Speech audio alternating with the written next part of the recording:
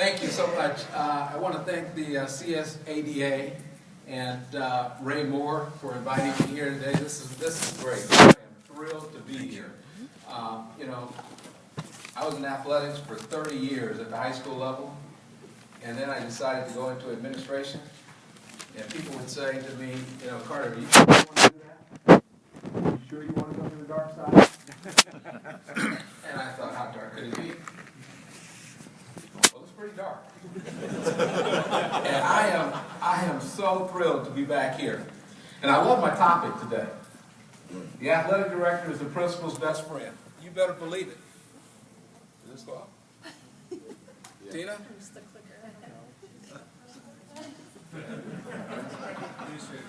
Tina?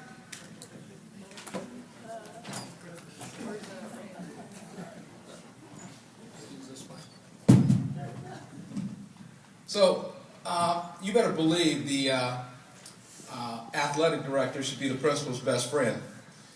When you have 30, 40, 50% or more of your student body that's participating in any one program, and there's one person directly responsible for that program, you better be awfully close as a principal to that person, or have a lot of confidence in what they're doing.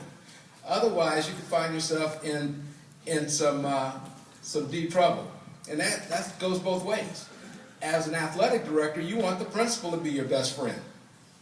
When you're in charge of a large group of people, a large group of students, you want to at least have the principal supporting you. Preferably the principal and the district office, the superintendent. You like to have as much support as possible, because you're going to be in a position where you're going to make decisions or have to make decisions, and you're going to need that support. This is not going to work. I got to move around. I can't move around. Yeah, I'll just talk loud. So anyway, there's a lot of schools now that have administrators in charge of athletics. But it's been my experience that athletic directors know far more about athletics, high school athletics, and particularly their program, than the administrator in charge of athletics. I was an athletic director at one school for 12 years. And I had 10 administrators in charge of athletics in that 12-year period. Only one had any athletic experience at the high school level, but all 10 knew how they wanted it to be run. And all 10 wanted to tell me how to do it. And I'm sure you guys have gone through the same thing. That's pretty frustrating when you have somebody that has no idea about what they're talking about trying to get you now to do what they want you to do. And that's what we face. But you know as well as I do, if there becomes a problem, when the rubber meets the road, who's going to be held responsible? You, Mr. Athletic Director, that's the expert in that particular field, right? That's why it's really important for you to protect yourself. Document, document, document. Don't be afraid to speak up. And if you have a problem with a decision that's being made, let them know. You know, here's what I believe. We're going to do it your way, but I want you to know, I want to go on record as letting you know that I don't believe that it will work that way. I had a second-year principal. Guy had been at our school going into his second year. It was the summer leading into his second year. And he hired an assistant principal who was brand new to high school athletics. Brand new to high school, period. And that assistant principal came to the athletic department to introduce himself to me and just to find out a little bit about our program.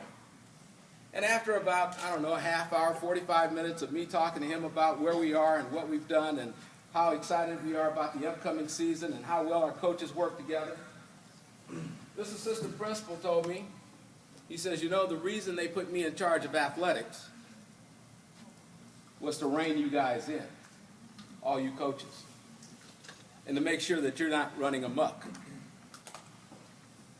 So I said, rein us in. Now, this is a guy that I just met. Rein us in and make sure we're not running amok. So the very next day, because like any good coach, you want to make sure you don't do anything on game day, right? You want to wait till the next day after you've had a chance to sleep on it. So the very next day, I called the principal, and I set up a meeting with the principal and this assistant principal. the three of us are sitting in the room there, and principal said, Carter, you called the meeting, started. What's going on? I said, listen, I just want to make sure that we're all on the same page.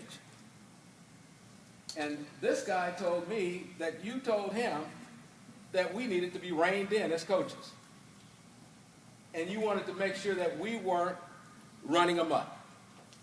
Well, the principal now, only in his second year, starting in second year, says, I never said that. I don't know what are you talking about? I never said that. And the assistant principal said, you absolutely said that. And these two guys went back and forth, and after about 40 seconds, I excused myself and went back to work while they argued.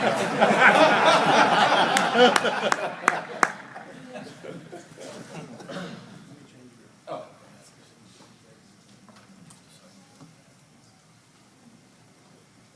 I hope the clock has stopped.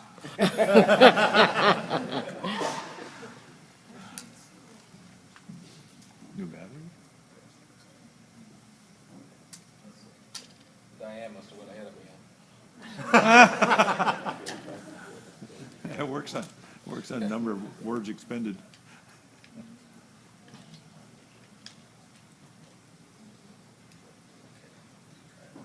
Okay. Oh, great. Much better, huh? Yeah. Save your voice.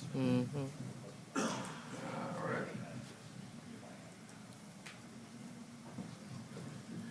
Okay, so I want to talk about common qualities of great athletic directors.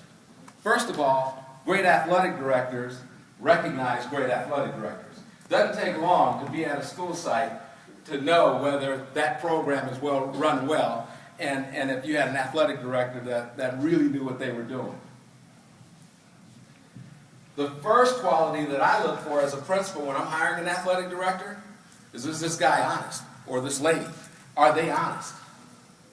You have to be honest in order to be a great athletic director, because you can't, so often you find yourself, between two coaches, or between parents and a coach, or between administration and your coaches, and you want to try to play both sides.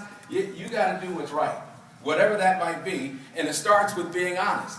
I had a meeting once with one of our coaches and a parent. And the parent was complaining about this particular coach not being fair to her daughter. And we've all heard that, right? The parent went on to explain that the coach had a policy that if you miss a practice, you miss the game. All right.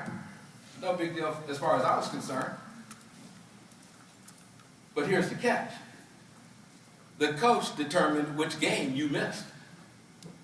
So one of her star players missed the practice, and that star player missed a nondescript, non-league, non-competitive game. This woman's daughter missed a practice, and weeks later, she missed a league game.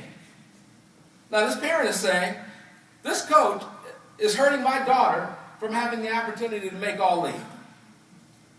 Regardless of what you feel about that, in my opinion, the parent was right. So just like in all my meetings with parents and staff, I told the parent, listen, I'll look into it and we'll get back to you. I brought the coach back in and I said, well, what are you doing? First of all, you have too many rules.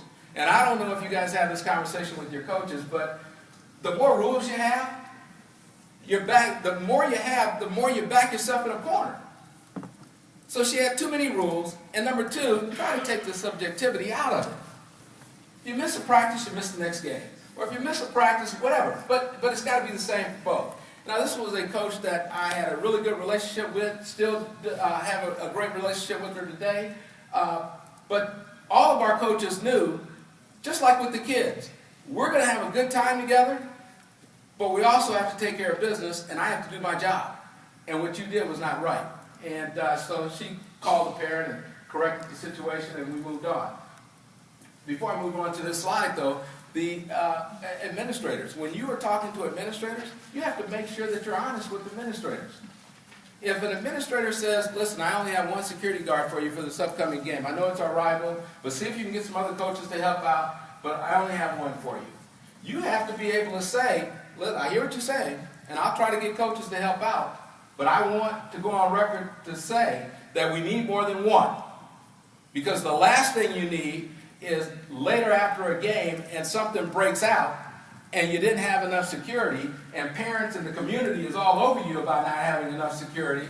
You want to make sure that you went on record as saying, I needed more security and I wasn't given the security. But you got to protect yourself. Tremendous organizational skills. Huge quality to have. Listen, at Beverly Hills High School, when I was the athletic director there, we had 800 students participating in athletics annually. We had 24 sports. We had 17 teams in the winter, right? 7 basketball teams, 6 soccer teams, 2 girls water polo teams, 2 wrestling teams, 17 teams all competing in tournaments. And we were hosting some of those tournaments. So you have to be organized enough to be able to get everybody where they needed to be, have officials paid, and be on top of it so that your coaches can worry about what they're there to do, and that's to coach. And then at our school, we had the beautiful swim gym. How many of you heard about our swim gym, right? Yeah, it's the basketball court on top, the pool underneath. It's where A Wonderful Life was filmed with Jimmy Stewart. The gym was built in 1938, and it took them 3 years to build it. It's a historical landmark, and everybody talks about the swim gym, except the athletic director.